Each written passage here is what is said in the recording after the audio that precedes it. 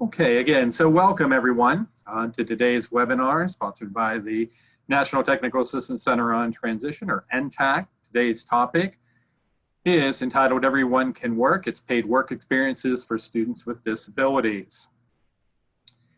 Today, we are going to hear from a number of states regarding their programs and activities they have around paid work experiences.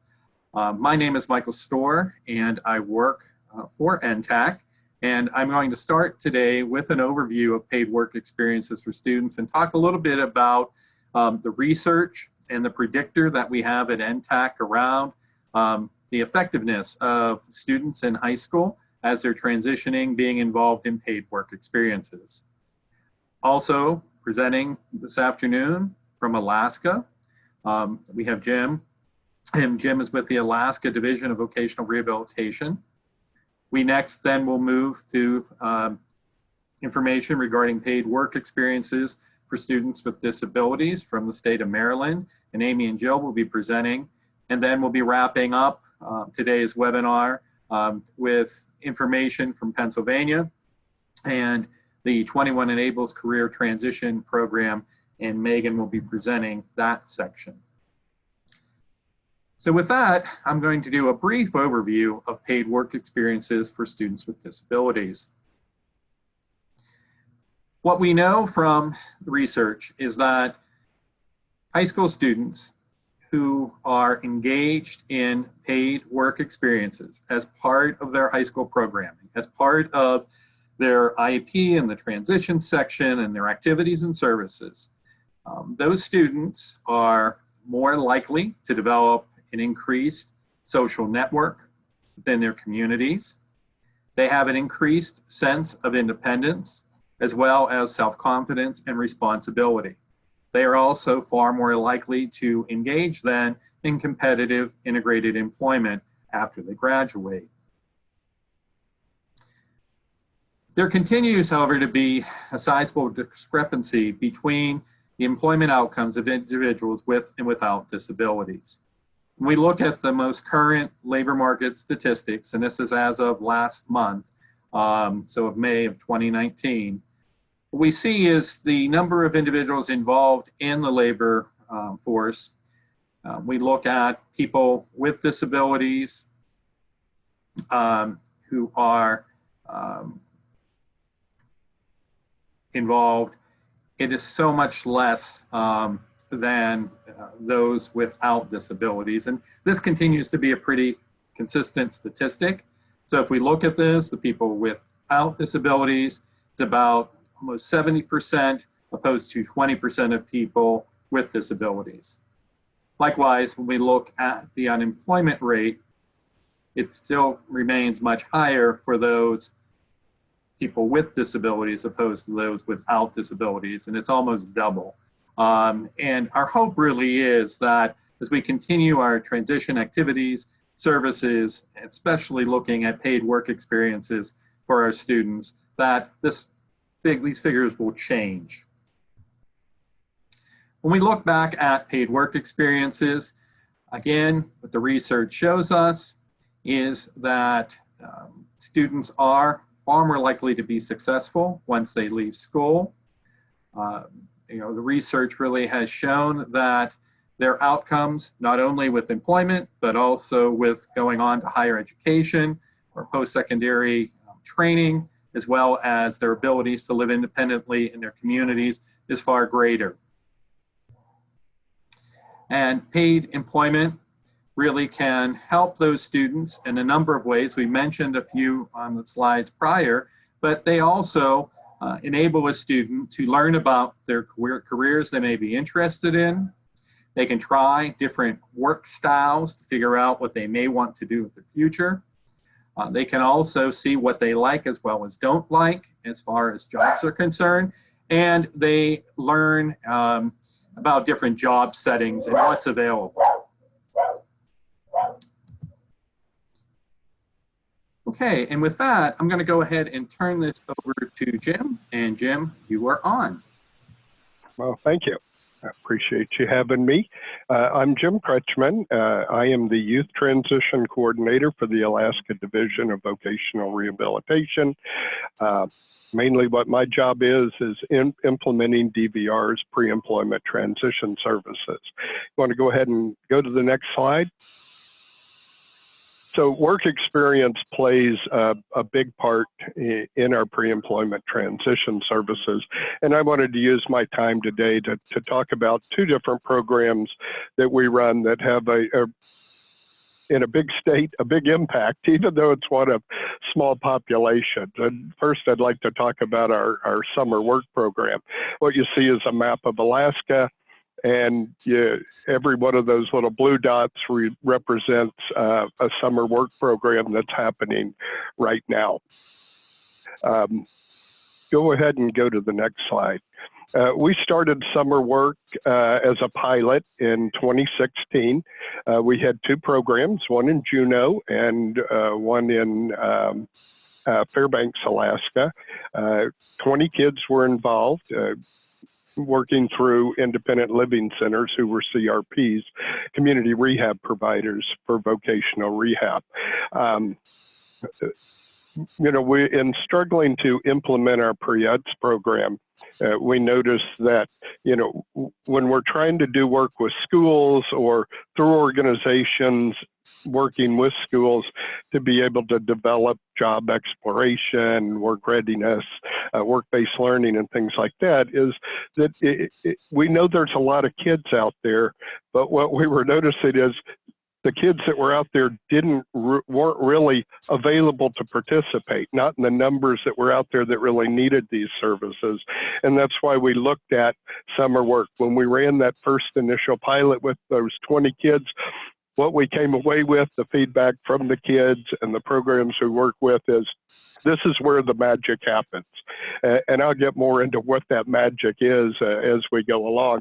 So we're 4 years later, it's 2019, we're now 15 programs serving 224 kids this summer. Those programs are urban, rural, and even remote locations. We work with programs that mainly serve individuals with developmental disabilities or behavioral health. We work with tribal organizations, 3 of the 4 IL centers here in Alaska. And this year we've increased school district participation to where we're up to 6 school districts participating too. And this is really exciting for us to be able to do this, because there's so many advantages to being able to do this. And when you think about Alaska and being rural, we have 54 school districts in Alaska. 3/4 of them are going to be considered remote. And so these are areas of the state where there are little opportunity for employment, and there's no organizations to work with. Really, a lot of times the only professional staff to be able to work are teachers in schools. So this is so important given the demographics of Alaska. Summer work provides students an opportunity for exposure to work practices and workplace expectation, practicing workplace readiness skills, developing a better understanding of their own interests, their values, and strengths.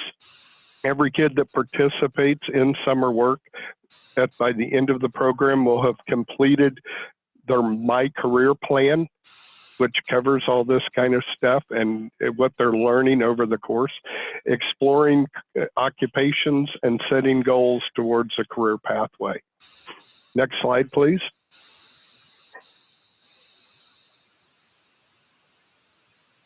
Thanks. So our summer work program is made up of either anywhere between a 4 to 6 week program. We combine 145 hours of paid work with 15 hours of paid instruction. And I'll come back to the instruction part and why that's so important.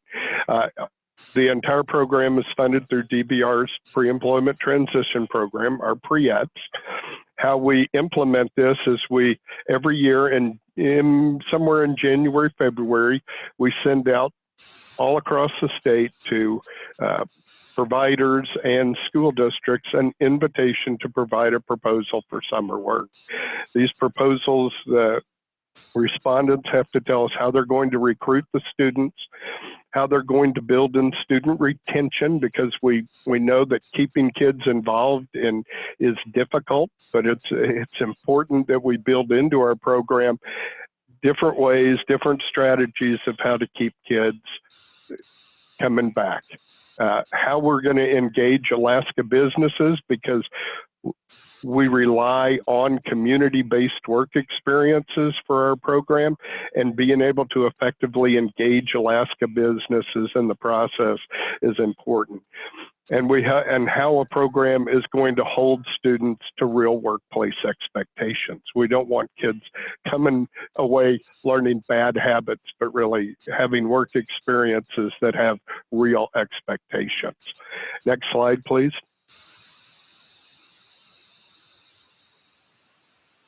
So the benefits to us of implementing summer work is that, like I talked about earlier, more students are available to participate. They're not having to choose between extracurricular activities. They're just more available. They've got more time to participate for longer hours. Earn a day's pay for a day's work. I mean, really, there's two things here.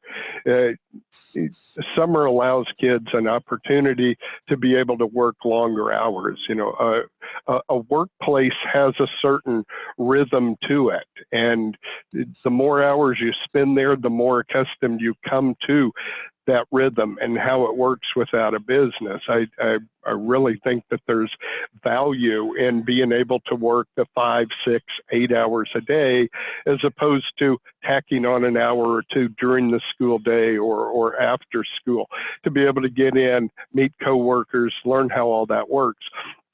And also the ability to earn a day's pay. I think the only way that pay really works, and I think it's really important in work experience, but the only way that pay really works is if it has something to hold it there. And if a kid can make a lot of money, $50, $60 a day at a job, then missing a day has a direct consequence that's really obvious to them. And so being able to learn how much effort I put into the work I do is how much the reward I get back. We also, like I talked about earlier, have combined work with instruction, which provides opportunities for reflective learning for the kids.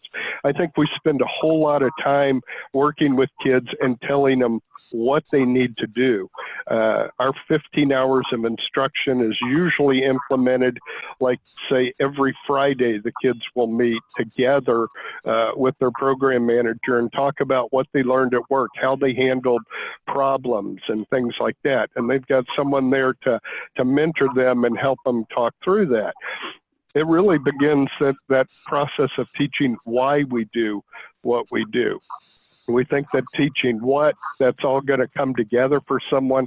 I don't think that really happens unless you give kids an opportunity to reflect on what they've learned and how that impacted them, whether they didn't, why is my check so low? Or why did the boss get mad when I didn't show up yesterday? And do those kinds of things. Summer work's also given me a petri dish for effective program development. I have 15 programs now that, like I said, serve over 200 kids. I have now a focus group that I can go to as I'm looking at further program development, whether it's summer work or other things, and get their feedback. What worked with your kids? What kept them retained in the program?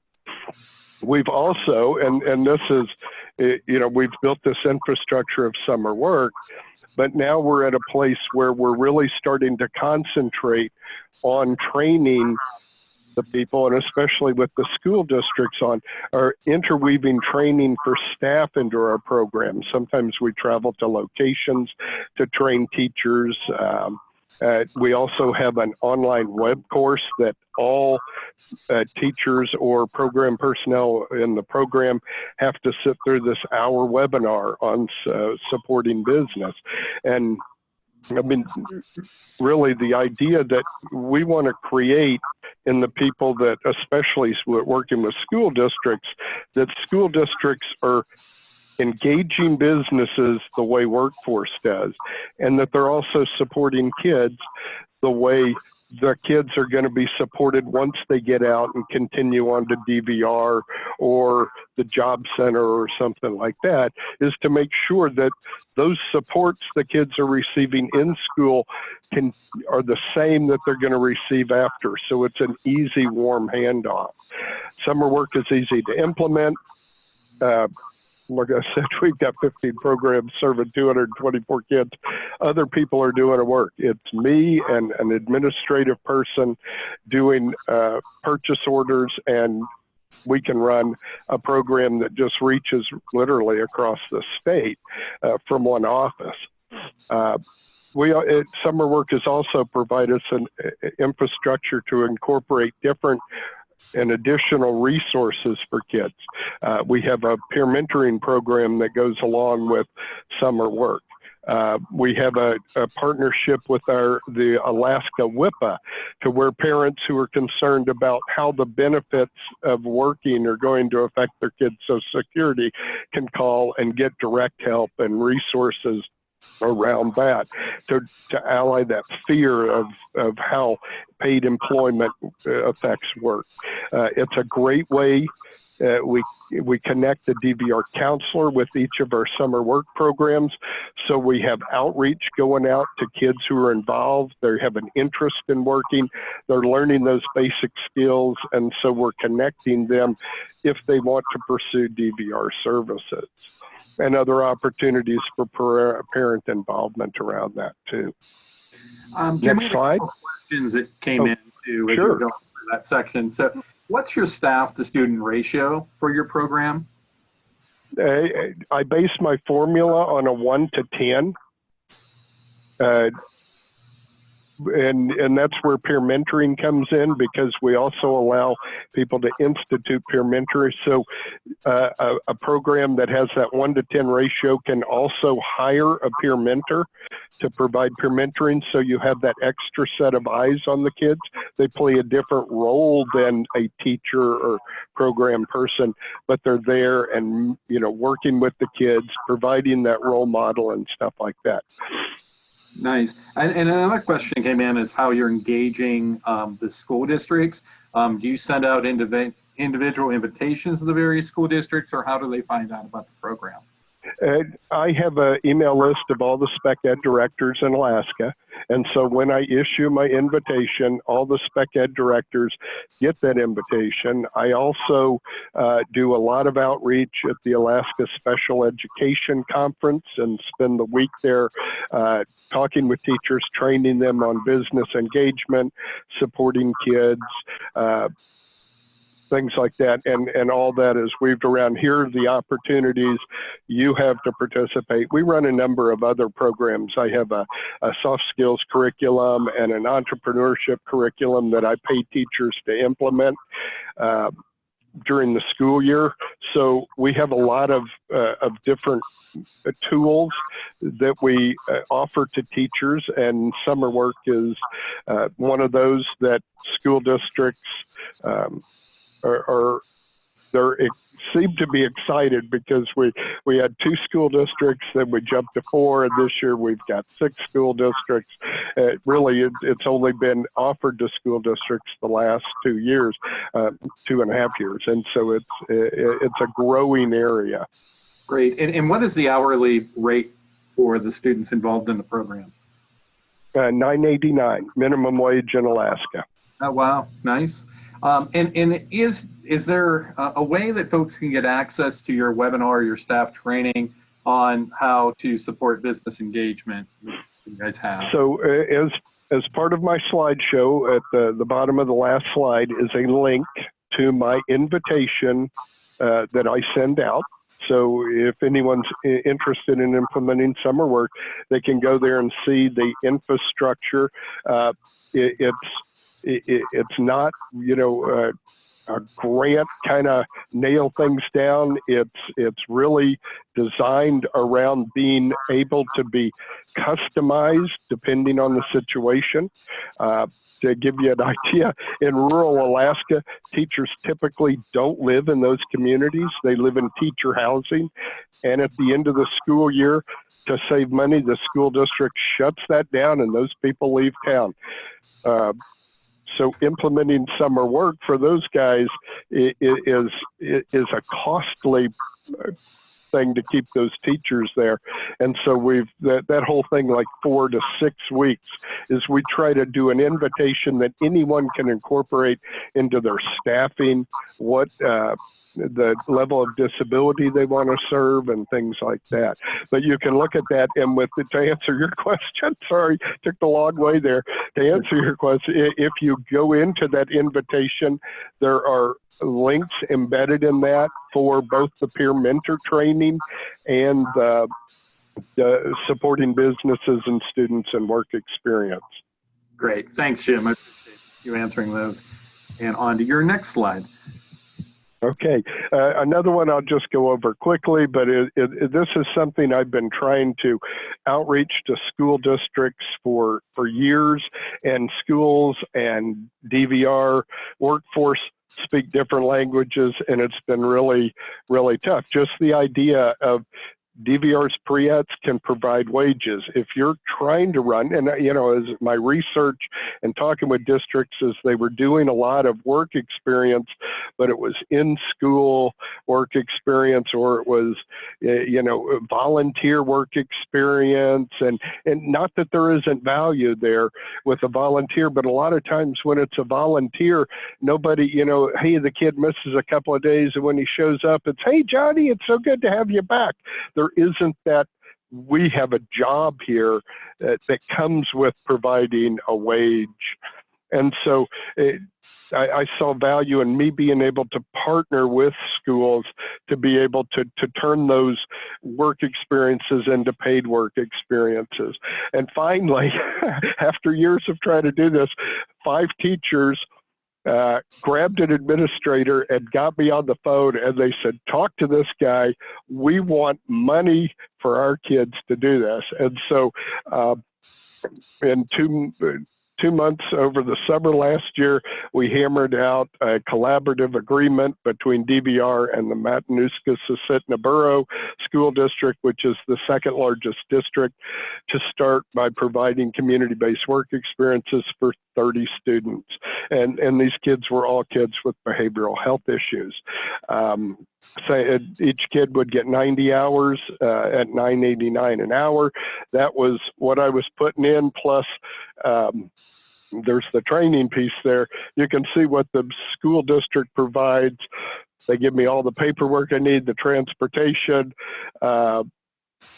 develop the jobs, support the kids and the business. They don't provide transportation. Again, that's my mistake. They cover the kids with insurance. This is a sweet deal for me to be able to provide this. Go to the next slide.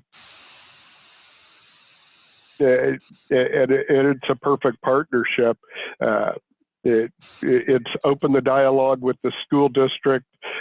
They've incorporated additional pre-ed services for their younger students. I mentioned those curriculums earlier. By doing this for 1 year, the district has identified a need for additional training besides just the 1 hour webinar that I provide them.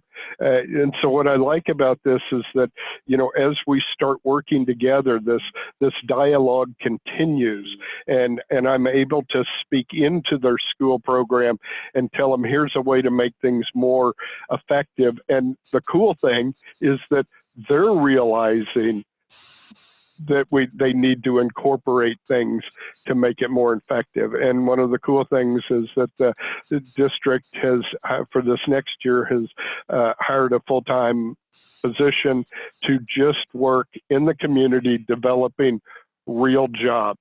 Before it was a lot of volunteer work at the library and things like that, and now they're out canvassing the community and making relationships with real businesses that are providing real work experience. And that's pretty much it. That's just a quote I got from the administrator at MatSu School District about, and it's not, there was more about the kids, but you know, what I like is the excitement this has caused in teachers, and that what was a chore as part of school is now something that they're excited about. And like I said, there's 3 schools this last year. We're expanding and adding 2 more high schools this year to the program, and we're really looking for the future there. And that's all I have.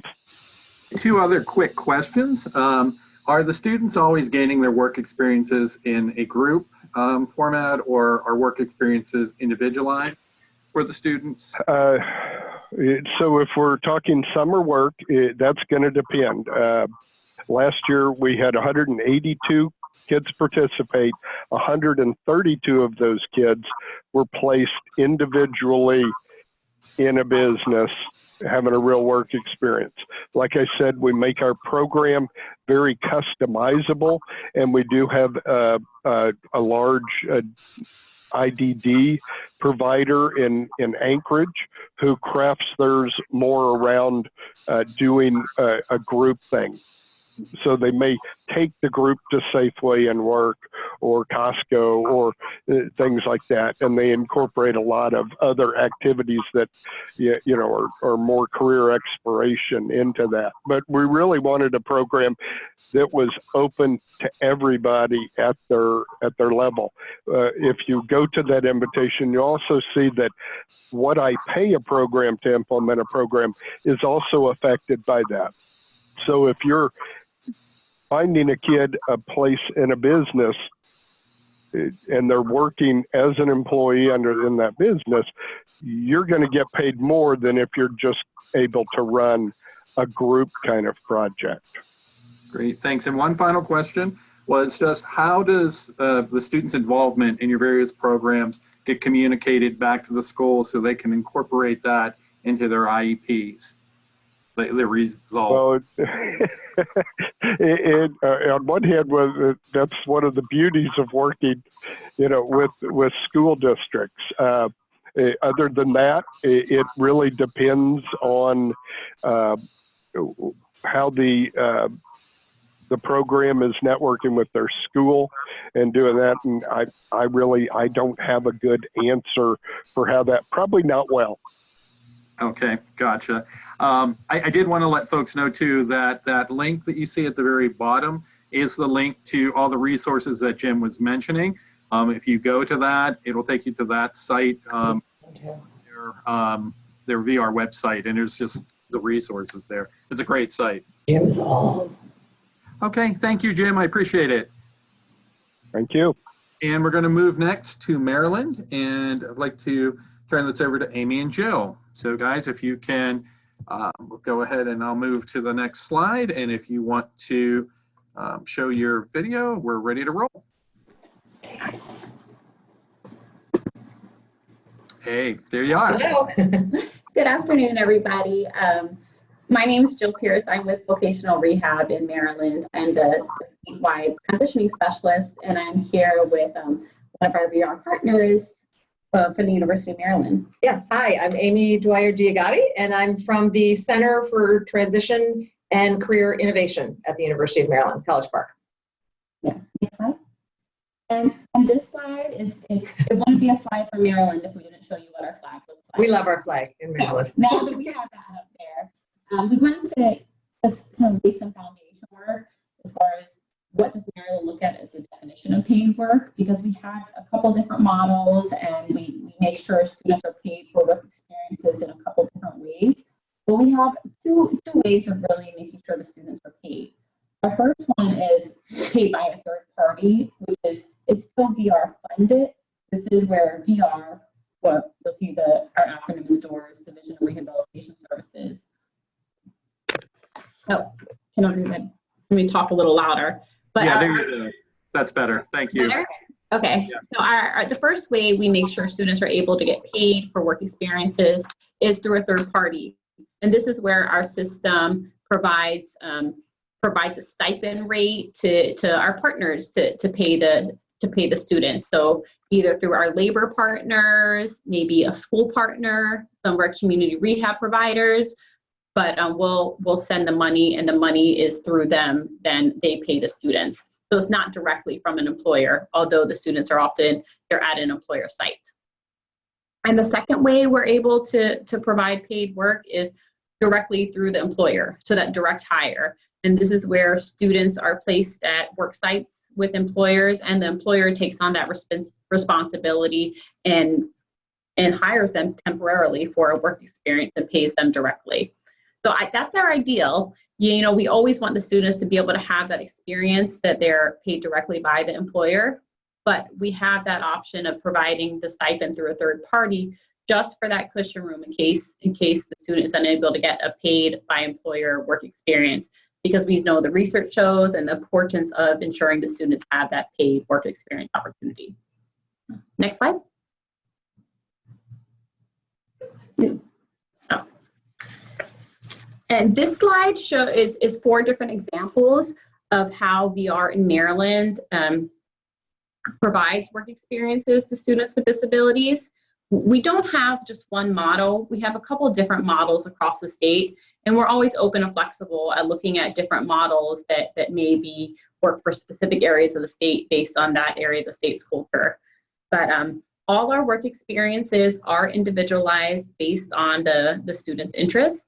Some of them may be in kind of one larger employer setting like a hospital, but we'd have the students placed throughout that hospital based on their interest. So that first one, summer youth experiences. This actually came about, it started back in 2007, where we had a federal grant really looking at seamless transition. And a lot of our students that were participating in this ended up having work experiences during the summer because it just made sense with their schedules, and they often wanted to have that experience in the summer versus the school year. And then it was such a success that we started to just build capacity across the state. You know, we would provide summer youth experiences in different pockets of the state. And it consisted of anywhere between 4 weeks to a 16-week work experience directly with employers, in which we would make sure the students were paid. Again, through either of those models on the previous slide, through the third party or directly by the employer.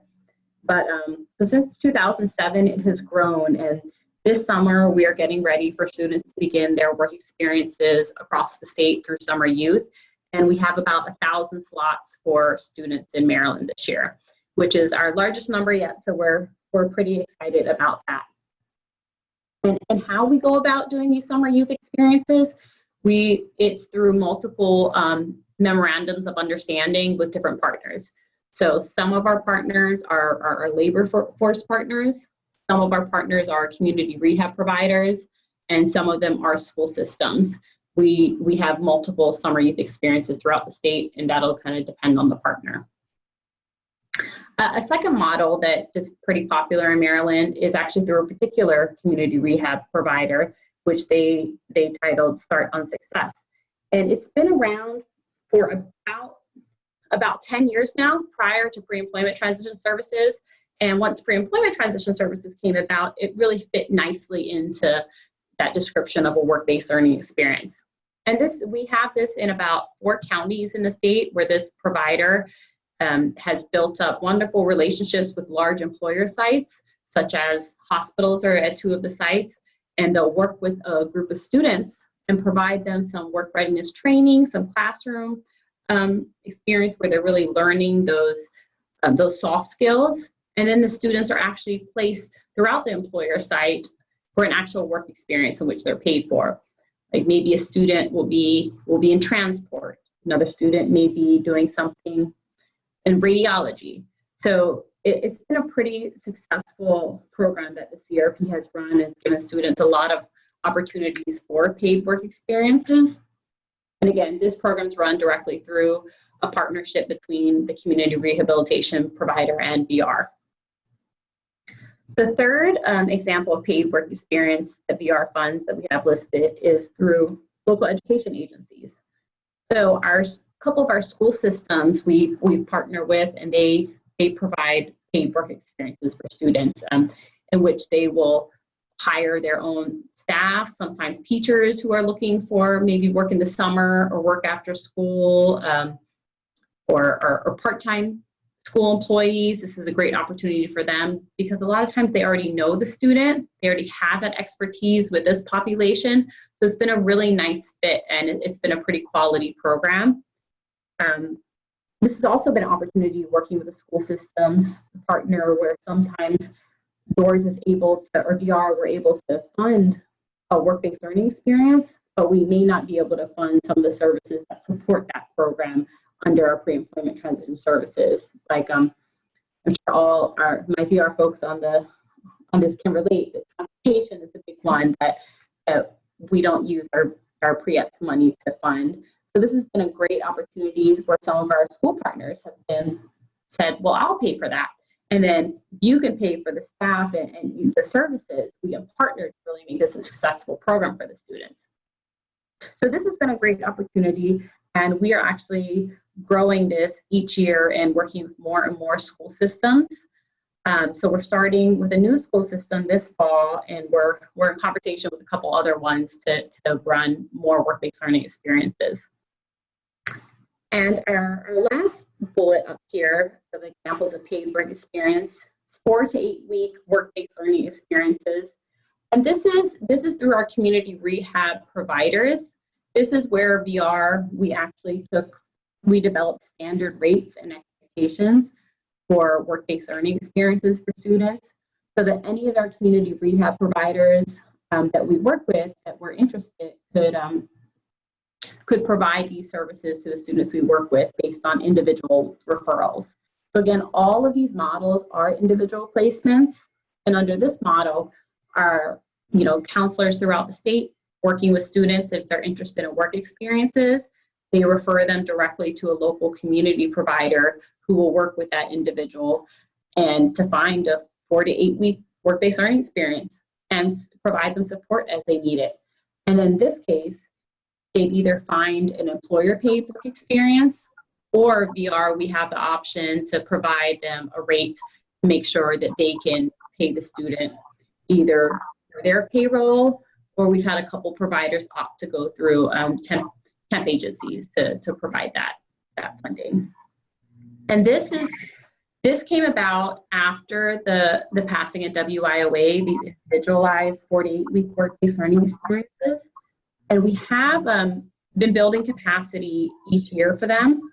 And through a federal grant, we've actually continued to build a lot of capacity around this, and capacity with working with our providers who are able to provide the students with these work experiences. But I want to pass it over to my coworker, Amy, and let her talk a little bit more about that and how the grant is working. We can have a quick question before we switch. Do the students guide where the work experiences happen? Do you give them choices, or how does that occur? And they do, it is guided based on their interest. So some of our students are pretty open to a variety of options, but we do want every work experience, if they're interested in something with accounting or something with money, our providers would look for something in that area for those individual work experiences. For some of our other programs, like the second bullet, Start in Success, if it's with a particular employer, like a hospital, there may be a little more limited options, but the student would still be placed based on their particular interest. Great, thank you. Okay, so just on the next slide, we wanted to sort of introduce something that we're doing in Maryland, and it is statewide. We received an RSA grant, a federal grant. There were 5 states that received this grant. Our partners in Maryland are Maryland DOORS, University of Maryland at College Park, Mathematica Policy Research, and our local school systems. We have 8 across the state that we are working with.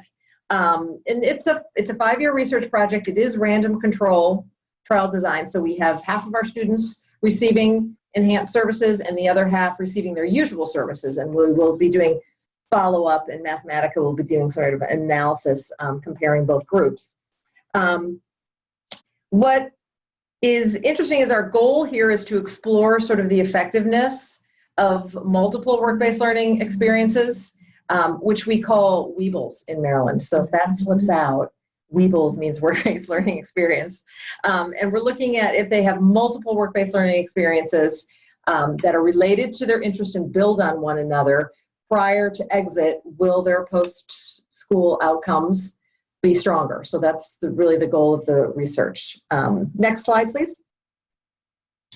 Some of our approaches to this, initially our features now is we're working with students with an IEP or a 504 plan 2 years prior to exit, so in their junior and senior year with that summer in between. The goal is to have the early referral to VR for their pre-employment transition services. So we work really hard with all of our partners to make sure that they become authorized for pre-ETs early on before they start their junior year. And the ultimate goal is that we're finding a minimum of 3 work-based learning experiences, at least one of which is paid. And for Way to Work Maryland, we define paid employment only as employer paid employment. So we track any of that stipend paid as actually unpaid employment, even though the students do, for a lot of these, receive payment through stipend. I'll talk a little more about how using those stipend work-based learning experience, stipend paid ones, can lead to work-based learning that is paid by the employer. We also, what's really interesting is we have a very strategic collaboration effort. So we have local level service coordination and what we call the Maryland Interagency Teams, or MEOTs. And we meet monthly in every single county, and we are focused on student level collaboration. So all of our students who are receiving enhanced services in a county are talked about down to individual plans for those students.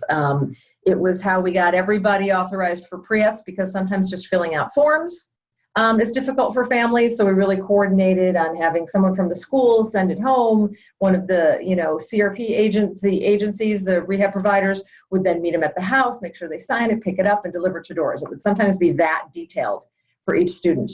So all the planning and the sharing of leads and, what are the extra efforts that need to be made with a family who's hard to reach.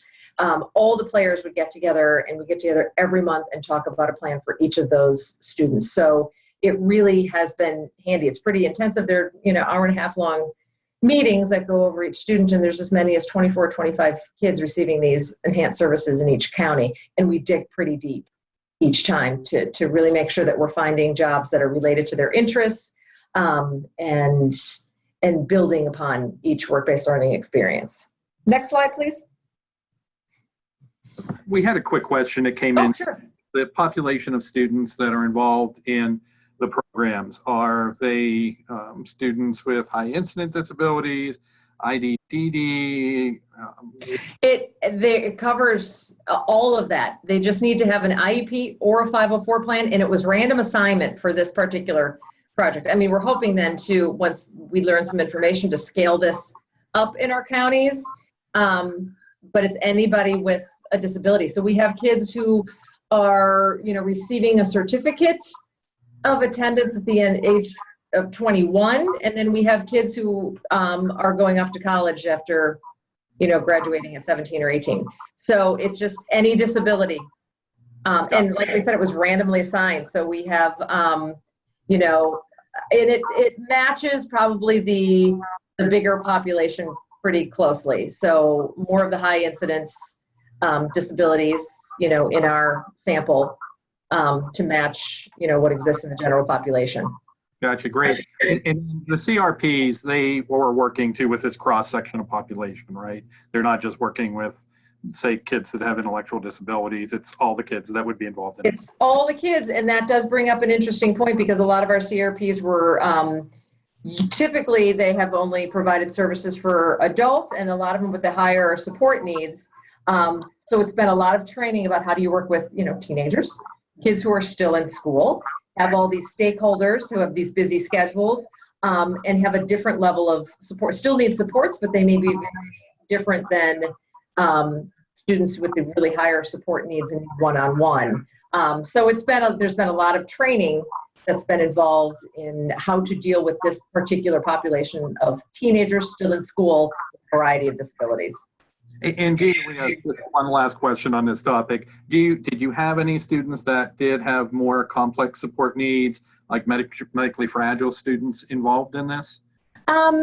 We haven't had anybody who was medically fragile, but we have had students who had pretty high support needs that needed some one-on-one support in the beginning, always focusing on trying to make things as independent as possible.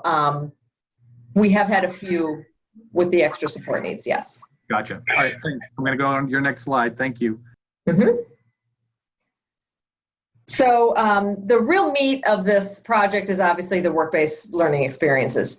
So the model that we have created, and we have had students who've experienced all aspects of the different examples that that Jill has provided earlier, but our real focus is using the work-based learning experience model for pre-ETs, which is that 4 to 8 week. And what we typically do is we have the LEAs refer students to our community rehab providers, and we had those who were on board to work on the Way to Work project. So we did sort of match days in each of the counties to match providers with students based on, geography, interest, to the student preference, so that they had a good match of an employment specialist working with them. And then, we had, in collaboration with the school, we did an early discovery process to figure out what their real interests are, what are their long-term career plans, what is it they want to try out, what are their skills, all that kind of information to start developing the first work-based learning experience. And we wanted to make sure they were really of sufficient duration to be meaningful so that they got a meaningful experience. And they're all out, individualized and in community-based settings. And then our ultimate goal is that at least one of those 3 is paid by the employer. And I think the ideal strategy would be to develop a couple of non-employer paid work-based learning experiences early on to help them decide what it is they really want to do, and having the final one in their final year end up being a paid work experience, with the goal being that maybe some of the students will keep the job that they, start just before exiting, to make it a seamless transition. That's sort of our goal, is building on those work-based learning experiences. What we really ask the whole team to do is, when a student finishes a work-based learning experience, is we update their initial assessment with what we learned about and what the student learned. And there's a survey that happens at the end of each of those 2 to see what it is that they learned. What did they like? Did they learn some new skills that we can now add to their assessment? And in some cases, we had kids who, thought they wanted to be an auto mechanic and hated it. They finished their first work-based learning experience and now have learned that they don't ever want to work with cars again, which we do not see as a failure. That's a pretty big success, because you want to learn that early on before you take a permanent job or you go into an auto mechanic training program. So it really, we stop and really discuss with the kids, what did you like about this? What did you not like about this? Do you want to continue another work-based learning experience in a similar area? Do you want to try something completely new? So there really is an updating of the initial assessment and discovery in order to move on to the next one. So next slide, and we can talk about sort of where we are in our data collection for Way to Work. So we do have 8 school systems that are participating. 8 out of, how many school systems do we have? 24? 24. 8 out of 24. We're county-based in Maryland. So we staggered them because it's a lot of students, and cohort 1 started in the fall of 2017. So they just all exited. They just all graduated this past month. And then cohort 2 started in fall of 2018. So they are halfway through. They're in their summer work right now, and then they will exit in the summer of 2020. Our total enrollment is 402 students, and it just worked out that exactly half are receiving these enhanced services, and those are the students that are talked about in those monthly meetings in all of the school systems. And 201 are just receiving the services that they would typically receive. So they have access to everything that the students have in enhanced services, but there's not the extra coordination, the extra support, and there's not as much a focus on multiple work-based learning experiences. So currently we have had 172 completed work-based learning experiences, and this is across both of our cohorts. So that's not complete because we still have another year in this whole summer for cohort 2. 26 of those were paid by the employer, but a large portion of those completed Weebles that weren't paid by an employer were stipend paid. A lot of the summer jobs were stipend paid. So students were still getting paid. Like we know, kids are getting money. Sometimes they, they really don't care where they're getting that money from, and they do take it a little more seriously when they are getting paid. So some of those, when we say paid by employer, doesn't mean that the rest were just working for free. It just wasn't paid by an employer. We currently have 47 ongoing Weebles, so they haven't been completed. They're in the middle of them. They either just started for summer or, right after the school ended. And 65 students have had at least 2 completed Weebles at this point. Their goal is that, and we've had several who've had 3. The ultimate goal is that all would have 3. We won't always make it because high school students are really, really busy. There's some stuff beyond our control, but we are headed in that direction. And 55 of our students across all these sites have now secured paid jobs. And I think that's really interesting. Something that's been really interesting is the addition of DOORS offering, or VR offering, our community rehab providers the option of providing the stipend, which is relatively new. And we have noticed that with those agencies that are doing that and are offering this stipend, not only is it, kids are a little more eager because they're getting money, but it has been a great tool for job development to open up the conversation with employers by stating, we want to start a student just to understand your industry and your company and do a lot of learning. We will pay them in the beginning as you get to know them. And then if it is working out and you find out that this is a student who's, doing a great job, is really interested in your industry and could add value, then that gives you the option to then hire that student, and they've already been trained up. So it's really kind of a win-win, and we've seen that happen where we've started with the payment through the VR stipend option, and then employers go, this kid's great, he's all ready to go, now we'll put him on our payroll and hire him. So we've had a lot of students who've started out, were really interested, and were able to secure paid jobs at the end of their work-based learning experience. So that's been exciting. We've been using that stipend pay as a job development tool to expand the options for students as they complete a work-based learning experience. And what is the stipend? What is the amount? It's minimum wage. Okay, cool. Minimum wage. Yeah. And what were the hours, or how many hours were in the work-based learning experiences? Oh yeah, they vary. It's a minimum of 8 hours a week. 40. And it goes all the way up to 40 hours a week. What happens is it's fewer hours during the school year, typically, because kids they're in high school, they're super busy, they play sports, they're on the debate team, they're studying for, some are studying for the SATs, or they're trying to, their senior year finish bridge projects and all that kind of stuff. So it's usually fewer hours during the school year, and then they get to summer and they have a lot more availability. So it's all the way up to 40 hours. So 8 to 40 hours, depending on the kid. Gotcha. Okay. Thank you guys so much. I know we have Megan coming up, and we did have some other questions. I may just email those to you guys. Great. Get back. No problem. And there is their contact information for Joe and Amy. And thank you both so much for presenting. Great information. Thanks. I appreciate Thank it. you. All right. All righty, thanks. And next up, we have Megan from Pennsylvania, United Way of Southwestern PA. Megan, you're on. Thanks, Michael. Can you tell me, give me a little time check? You're here? good. Just do you. Do you? Okay. Thanks, Michael. We are going to run a little bit over the top of the hour, so just give you a heads up. But we are recording this session also, so we don't want. This is great information. Megan's going to be presenting. It's a different model, so we do encourage you to stay on the broadcast and know that we are taping it. But Megan, you're on. Awesome. Thank you, Michael, and hello, everyone. We're grateful to NTACT for the opportunity to share this employment model. I help run this project with many, many partners here in the Pittsburgh, Pennsylvania area. Can you flip to the next slide, please? Yep. Thank Hang you. on 1 second. So this model is a project of the United Way of Southwestern Pennsylvania. We have, at the United Way, we have 4 impact areas. We work with people with disabilities, children and youth, seniors, and financially struggling families. So of course, this project falls under the employment focus.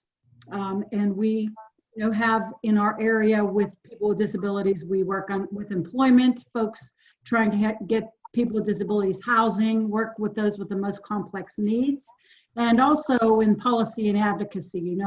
Of course, the systemic changes that happen have to be policy driven, and that starts with advocacy. So all those areas are ones we work at the United Way in Southwest PA.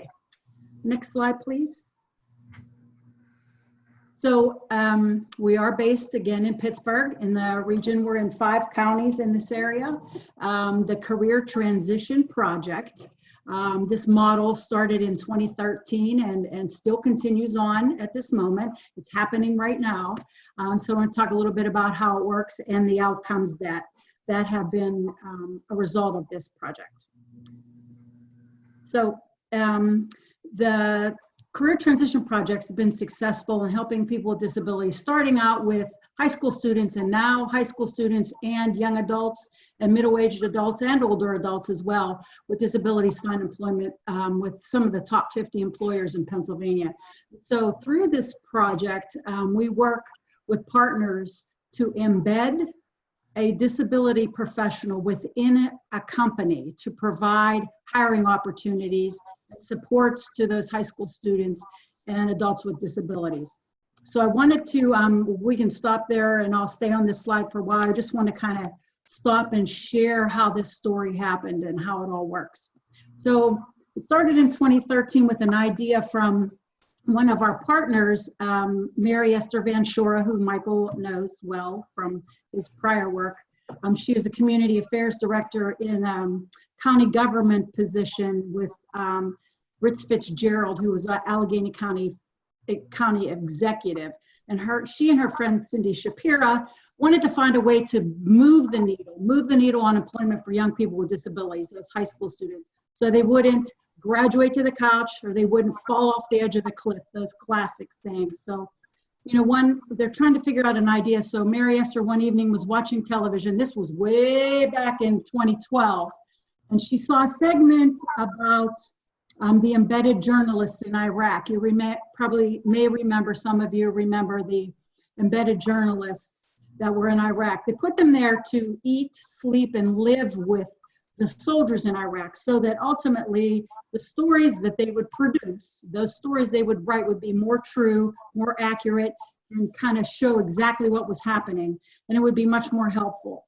So Mary Esther and Cindy thought, well, why can't we kind of use that idea? Why can't we embed, instead of embedding a journalist, let's embed a job coach, a disability professional, a job coach type into a company and have that person serve as a sort of a dedicated recruiter to help more people on the outside get inside. So that's how the pilot was born. We needed an employer and we needed a job coach agency. So Giant Eagle, which is a large grocer here in southwestern Pennsylvania and in 5 states, it's a $7 billion entity, headquartered here in Pittsburgh, offered to be the pilot employer. They said yes. And the job coach agency that has a job coach that they were willing to give to this project to have them embedded was Blind and Vision Rehab Services of Pittsburgh.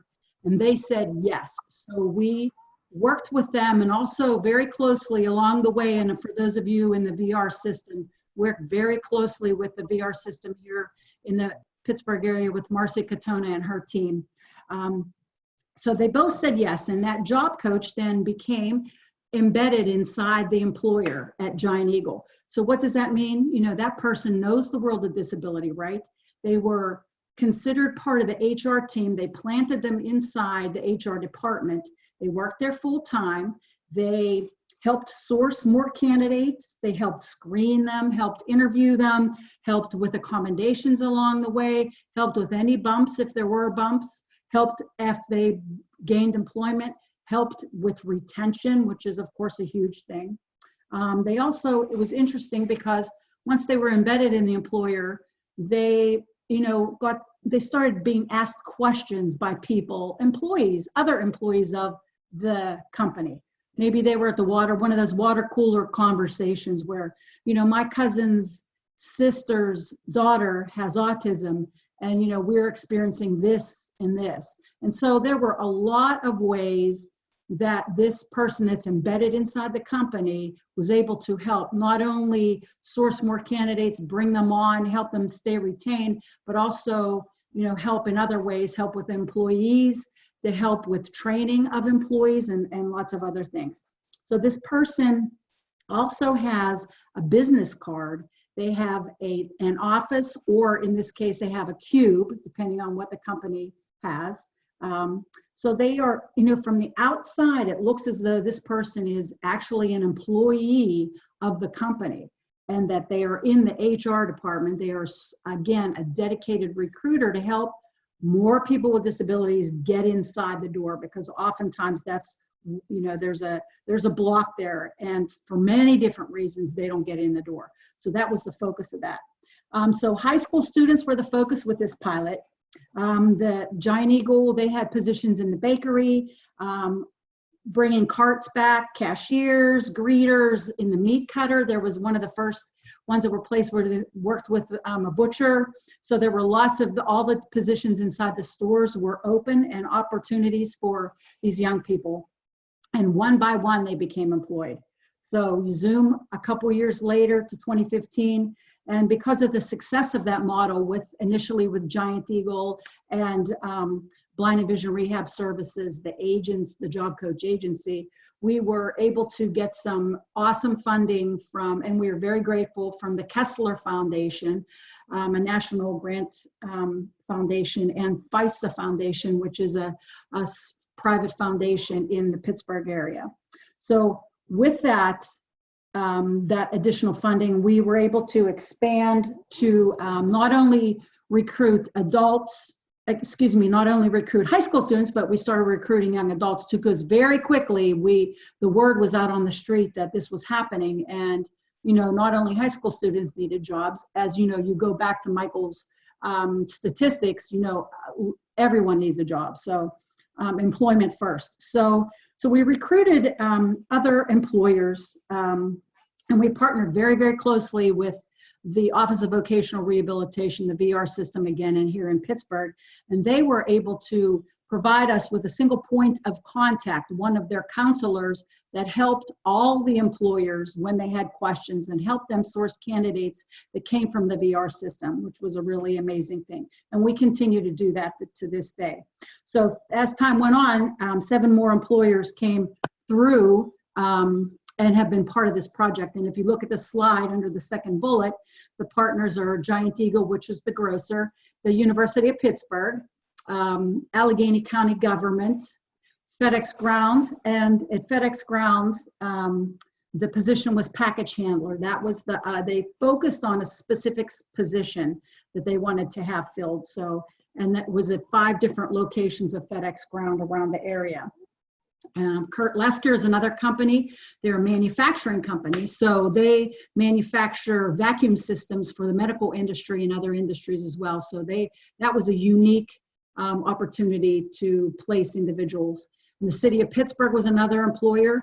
Lots and lots of jobs there. City positions that came open, also summer opportunities at the pools and programming, and when they're going to show movies in the summer, all kinds of different jobs there. And the next one was People's Gas. They have a call center there, and we were able to get employees into the call center. And last but not least is Tobii Dynavox, and many of you may know the word Dynavox, which is, Tobii Dynavox is based in Pittsburgh, Pennsylvania, and they are the manufacturer of communication devices. So we were very excited to work with them as well, and they wanted to make sure that they did a better job at hiring people with disabilities, because that's their that's their product is communication devices. So along with those employers, we also, that last piece on that second bullet is the agencies that we partnered with. Again, the VR system, blind and vision rehab services, and all these other agencies that are, of course, like in each area, they're uniquely named. But these were all agencies that have a job coaching division where they all donate. They didn't donate, but they offered up one of their job coaches to be matched up with one of the employers that you see on that list. Real quick question, and did the businesses pay for the dedicated job coaches, or how was that position supported? That's a good question. Yes, in the beginning, in the pilot, there's always that $1 million question, and I guess the answer to that $1 million question always in all of our minds is that the employer definitely should participate in paying for this person. So because of the grant funding we had a formula that we used, but there was always active contributions by the employers. Great. A job description of this embedded disability Yes, professional? sure do. And on the last slide is my email address, and I'm happy we're happy to share that for sure. Fantastic. Yeah, awesome. So if we can go to the next slide. So kind of just to review, that was pretty quick, but this career transition project model is embedding a disability professional into the employer. They act as a dedicated recruiter. They are not a job coach. I want to just make sure that everybody hears this, that they're not actually, the definition is not, they are not a job coach when they get inside the employer. They're more of a recruiter because they know the world of disabilities and they know what's needed. And they help with recruiting, retention, accommodations, all those things that happen. They do, when they're working with retention, they do go out and make sure that individuals are doing well. They work, send emails back and forth, those kinds of things, but they don't actively job coach. So I just want to make sure that's kind of clear. But by the numbers, we're 6 years old now. There are 8 employer partners that we named in that previous slide. There have been over 525 hired. These are both part-time and full-time positions dictated by the employer. So these are actual positions open by the employer that these dedicated recruiters are trying to get filled. And nearly 2,000 have been helped with career services. So what does that mean? Well, as you all know on this call, not everyone is a fit for any particular job. So for example, if there was a job at the University of Pittsburgh that someone was wasn't a fit, then Tom Armstrong, who's the dedicated recruiter there, he would work with this individual, talk to them about what they're really looking for, maybe zoom in on some skills if they weren't connected to the VR system. If they weren't, he would try to get them connected to OVR. So he would help with resumes, do some mini trainings, all kinds of different things. So that's kind of where that fourth bullet there, nearly 2,000 help with career services comes in, because there are lots of opportunities. Also, I wanted to maybe, if you could go to the next slide, that'd be super. Thanks. There have been many different ways that the companies work together as a result of this project.